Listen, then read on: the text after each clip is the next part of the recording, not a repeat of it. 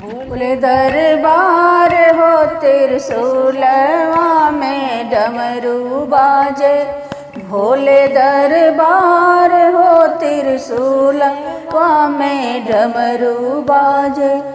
पेड़ा मिठाई भोले के मन ही ना भावे, पेड़ा मिठाई भोले के मन ही ना भावे।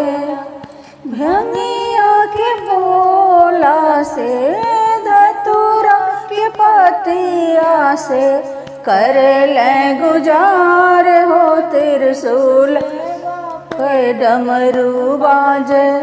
भोले दरबार हो त्रिशूल में डमरू बाजे, भोले दरबार हो त्रिशूलवा में डमरू बाजे।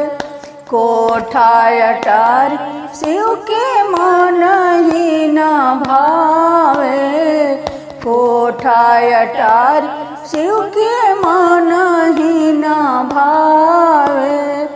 टूट ही मड़ाइया से, टूट ही मड़ाइया में, कर ले गुजार हो त्रिशूलवा में डमरू बाजे।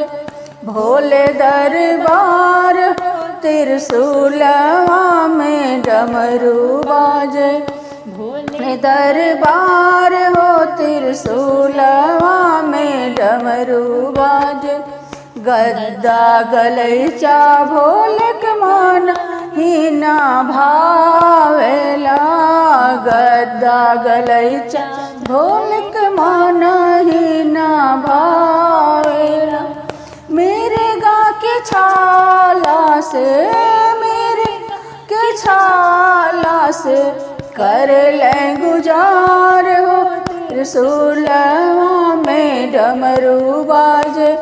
भोले दरबार हो त्रिशूलवा में डमरू बाजे, भोले दरबार हो त्रिशूलवा में डमरू बाजे।